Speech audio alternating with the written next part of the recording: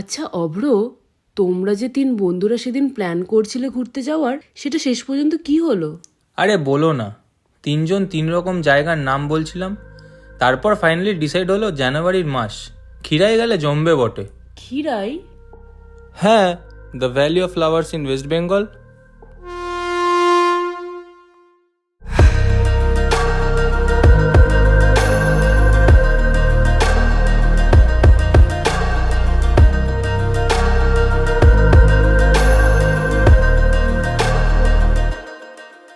সুপ্রভাত, এখন বাজে হচ্ছে 6:34। সৈকত লেট করে দিয়েছে অলরেডি, আর এখন আমরা বেরোচ্ছি টুয়ার্ডস খিরাই। এখন হচ্ছে 15 ডিগ্রি, মানে লিটারালি এখন হাওয়াটা একটু কম, বাট স্টিল খুব ঠান্ডা লাগছে। টিনা পুরো একদম ঢেকে ঢুকে বেরিয়েছে পুরো। একটু দেখাও ঘুমটা তুলে। ও বললো ঋষির বাড়ির সামনে আই গেস টার্ন নিয়ে দাঁড়িয়ে আছে। তো let's start with a beautiful morning.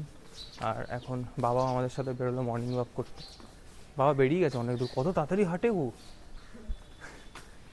যাই হোক, আমাদের যে 3 বন্ধুর প্ল্যান হচ্ছিল, ওই 3 বন্ধুর সাথে আলাপ করিয়ে দিই, চলো। এই হচ্ছে আমাদের 3 রত্ন, যাদের সাথে প্ল্যান হচ্ছিল। না না, রব ভিতরে নিয়ে নাও। কে? কত ড্রেস ফ্রেস হেভি লাগে। না না, ফুল আছে তো। এই যে আমি কোথায় বসবো? আচ্ছা দে। এই সিঙ্গাড়া ফিঙ্গাড়া দেখে মানে সকাল সকাল গরম গরম সিঙ্গাড়া নিয়ে। এই যে হচ্ছে আমাদের 3 রত্ন ফাইনালি কিন্তু বেরোচ্ছে অনেকদিন পর। একদম মানে করবো যাবো করে যাওয়া হয়নি, তো এই আলটিমেটলি যাওয়া হচ্ছে আজকে। চলো। চল। বহুদিন পর 3 বন্ধুতে মিলে বেরিয়ে একটু নস্টালজিক হয়ে পড়ছি। মনে পড়ে যায় স্কুল লাইফের সেই দিনগুলি, সেই অলিতে গলিতে হুটার সাইকেল নিয়ে বেরিয়ে পড়া। আর আজ ব্যস্ততার ফাঁকেও একটুখানি সময় বের করে একসাথে বেরিয়ে পড়ার মধ্যে অনেক পার্থক্য। খাবার দাবার ভালো হবে তো? হ্যাঁ হ্যাঁ, খেয়েছিস এখানে? আগে খেয়েছি। দেখ, ঘোষ এর উপর আমার ভরসা আছে, পাশে ঘোষ। ফাইনালি আমরা নামছি এখন ফর ব্রেকফাস্ট। এখানে এই জায়গাটা এক্স্যাক্টলি মোটামুটি কোলাঘাটে ঠিক না, একটু কোলাঘাটের আগে। তো এখান থেকে যেতে মোটামুটি আমাদের আর আধা ঘন্টা 1.25 ঘন্টা তো লাগবেই, মানে যতদূর মনে হচ্ছে আমার। কারণ আমি এসেছিলাম মোটামুটি 2021-এ, আর এখন মানে মনে নেই রাস্তাটা। তো যাই হোক, আমরা এখন এখানে খেতে বসেছি, সব রেডি।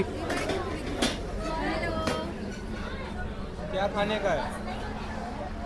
हिंदी में क्यों बोल रहे हो? खाते की खाते? जानी ना देखी नाम है विथ ऑयल आलू पराठा विदाउट ऑयल आलू पराठा। উইদাউট অয়েল আলু পরোটাটা আমার মনে হয় জলে ভাজবে। উইদাউট অয়েলের আবার 10 টাকা বেশি শেক বেশি। বাবা, তাহলে অয়েল দিয়ে খেয়ে অয়েলটা পার করে দেবো। সত্যি বাবা। আমরা এখন অলমোস্ট এসেছি, কত 60 কিলোমিটার তো হবে, অলমোস্ট 60 কিলোমিটার এসেছি। আর এখানে যেই তোমাদের দেখালাম নিউ ঘোষ রেস্টুরেন্ট, আর এখানে আমরা একটু ব্রেকফাস্ট করব, অল্পই করবো, বেশি খেলে প্রবলেম হয়ে যাবে। বাহ, তাড়াতাড়ি চলে এলো দেখো। হ্যাঁ, তোমার তো কি হয়েছে? তো টিনার কচুরি সার্ভ। টিনার কচুরি মানে তুমি খাবে তাই বললাম। কড়াইশুটির কচুরি। কড়াইশুটি আছে? আমি টিনার কচুরি বললাম, ও বললো কড়াই। চা নিয়ে একটা করে। না, চা নিস না, কফি নে। না না এমনি কচুরি। তো আর সমর্পিত এখানে নিচে ধোসা, মশলা ধোসা। এটা আমরা 3 জনের ডিম সিদ্ধ, মইনাক নিচে ব্রেড টোস্ট, আর সৈকত নিচে আলু পরোটা। এই ব্রেড টোস্ট না, ডিম টোস্ট। ওই ডিম টোস্ট একই হলো, ব্রেডটাকে একটু বুঝে না। ব্রেড টোস্ট আলাদা। তুই কি নিয়েছিস রে? আলু পরোটা না? হ্যাঁ, আমি আলুর পরোটা শেকে দেওয়া। তোদেরটাই লাস্টে। মইনা পুরি খাবি? না না। সৈকত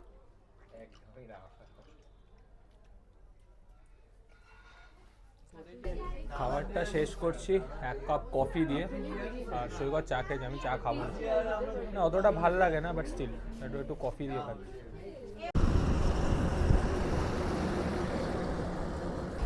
আমরা একটু এখানে এসে দাঁড়িয়েছি। এই জায়গাটা কোথায়? এটা হচ্ছে কোলাঘাটের জাস্ট আগে, কোলাঘাট রিচ করে গেছি। মানে কোলাঘাট ঢুকে গেছি, আর এখানটা আমরা প্রত্যেকটা ইভেন্ট যারা বাইকার্স তারাও এসে এখানে পর্যন্ত আর দাঁড়ায়। ইনফ্যাক্ট আমি অব্র এখানে এসে অনেকবার দাঁড়িয়েছি, অনেকবার ফটোশুট করেছি হেভি। এবারে ভিউটা দেখো। এবার এই ব্যাপারটা হচ্ছে এই জায়গাটা দিয়ে, এখান দিয়ে আমি ড্রোন শটটা নেব। দেখিয়ে দাও ড্রোনটা, দেখিয়ে দাও। এই যে এবার ড্রোন শটটা নেব, লাগছে তো। এবার ভিউটা তোমাদের দেখাচ্ছি।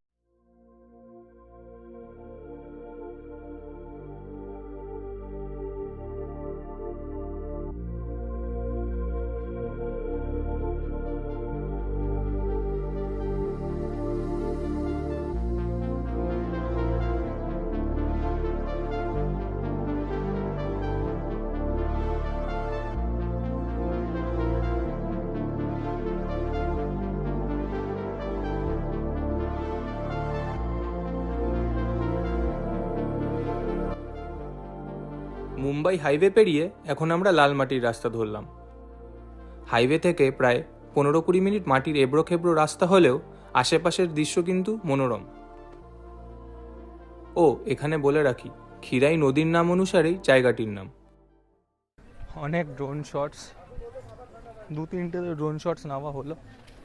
আর এই দিকটা যা দেখতে পাচ্ছি ভিতরে এখানে কিছু হোটেল টাইপেরও করেছে এইখানটা। তখন আগের বার এসেছিলাম তখন এত হোটেল ফোটেল মানে এখানে ছিল না। বলতেও পারছি না যে এই সাইড থেকে এসছি কিনা অন্য সাইড। গরম ভালোই পড়েছে, মানে সকালে যেই পরিমাণে ঠান্ডা ছিল, তাই না? হ্যাঁ সকালে যেরকমভাবে হাওয়া মারছিল লিটারেলি সেরকম ঠান্ডা, মানে এখন পুরো ঘেমে গেছি আমরা শর্টস নিতে নিতে। বর্ষাকালে খিরাইয়ের পলি মাটিই হলো খিরাই ভ্যালিকে ফার্টাইল বা উর্বর করার কারণ। চারিদিকে শুধু ফুলের বাগান, রং বেরঙের ফুল আছে, গাঁদা, চন্দ্রমল্লিকা, গোলাপ, আরও অনেক অনেক রকমের ফুল। সব নাম আবার জানা নেই।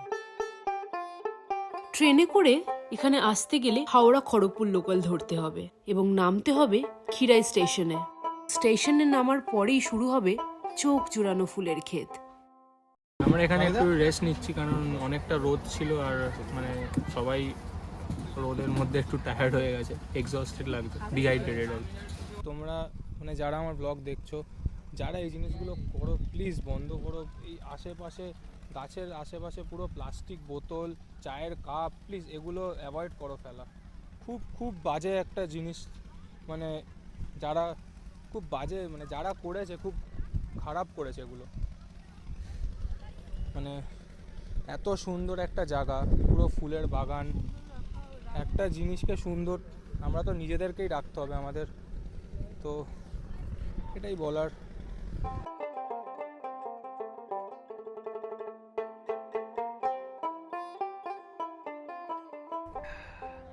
এখানে এসে কিন্তু দেখলাম শুধু ফুল নয়, সবজিও চাষ হয়ে আছে। আমরা বাড়ির জন্য কিছু নিয়েও যাবো ভাবছি।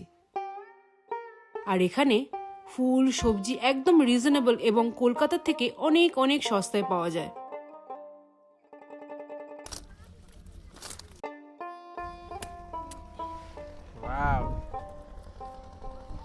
ফাইনালি বাস দুটো ব্রোকলি থাক, অনেক জমে যাচ্ছে ব্রোকলি বাড়িতে।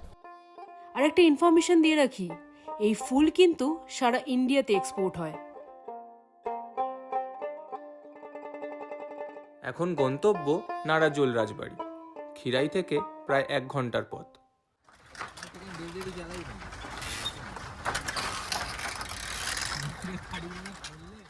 পথে পড়ল এই বাঁশের সাঁকোটি। যদিও খুবই ভয় করছিল পেরোতে, কিন্তু একটা দারুণ অনুভূতি। সাঁকো পেরোতে কিন্তু 4 চাকার জন্যে 50 টাকা করে দিতে হয়েছে যেতে এবং আসতে। লালমাটির পথ ধরে পায়ে পায়ে এগিয়ে চললাম রাজবাড়ির দিকে। প্রায় 600 বছরের পুরানো নারাজোল রাজবাড়ি। প্রাসাদের সর্বত্র কালের চিহ্ন। জমিদারির প্রতিষ্ঠাতা উদয়নারায়ণ ঘোষ। আমরা এখন এসে পৌঁছেছি, এটা হচ্ছে নারাজোল রাজবাড়ি। গাড়িটা অন্য রুট দিয়ে ঢুকিয়ে দিয়েছিলাম, তাই এখান দিয়ে বার করতে হয়েছে। আর এই জাস্ট ঢুকছি, সামনে রাজবাড়ি তোমরা দেখো পিছন দিকে। গাড়িটা এখানে রেখেছি আমরা, এই জায়গাটা গাড়ি রেখে এখন এখানে এগোতে হবে। ড্রোন বা বুঝতে পারছি না এখান দিয়ে কীভাবে নিয়ে যাব।